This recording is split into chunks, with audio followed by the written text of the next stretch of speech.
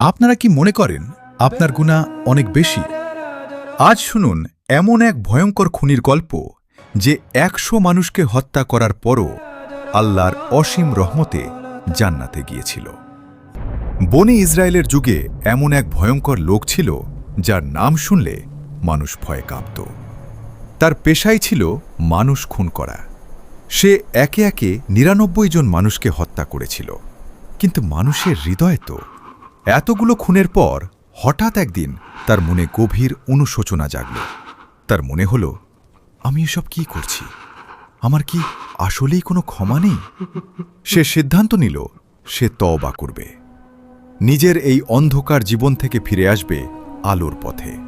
তাই সে খোঁজ করতে লাগল এমন কারো যে তাকে সঠিক পথের দিশা দেবে। সে জানতে পারল এক আবিদ বা এবাদত গুজার ব্যক্তির কথা। এখানে মনে রাখা প্রয়োজন, আবিদ এবং আলেমের মধ্যে পার্থক্য আছে। আবিদ হলেন যিনি শুধু এবাদত করেন, কিন্তু তার শরীয়তের গভীর জ্ঞান নেই। আর আলেম হলেন তিনি যার কাছে দ্বীনের গভীর জ্ঞান রয়েছে।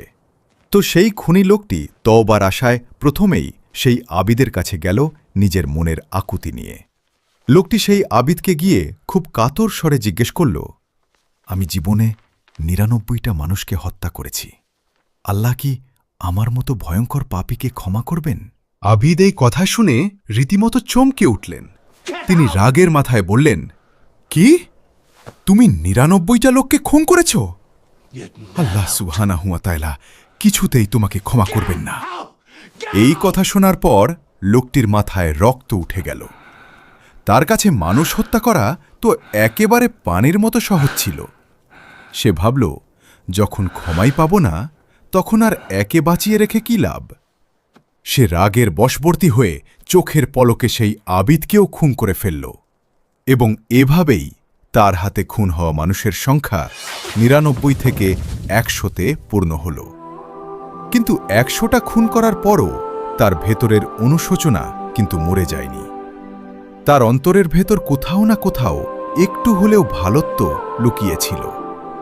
সে আবার তওবা করার জন্য মরিয়া হয়ে উঠল। সে আবারও খোঁজ করতে শুরু করল কাকে জিজ্ঞেস করা যায়।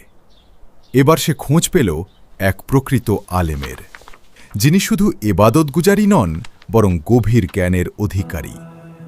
লোকটি সেই আলেমের কাছে গেল এবং ভয়ে ভয়ে বলল, আমি জীবনে ১০০টা মানুষকে হত্যা করেছি। আমার মতো খুনির জন্য কি তওবার কোনো সুযোগ আছে? আল্লাহ কি আমাকে ক্ষমা করবেন? আলেম অত্যন্ত শান্তভাবে তার কথা শুনলেন। তারপর পরম মমতায় বললেন, হ্যাঁ, অবশ্যই তোমার জন্য আশা আছে। তুমি যদি সত্যিকারের তওবা করো, তবে আল্লাহ তা গ্রহণ করবেন। আলেম তাকে আরও বললেন, তুমি ১০০ জন লোককে হত্যা করেছ ঠিকই, কিন্তু আল্লাহ যদি তোমার জন্য তওবার দরজা খুলে রাখেন, তবে কে তোমাকে সেই রহমত থেকে নিরাশ করবে? এই কথা শুনে লোকটির বুকে আশা জাগল।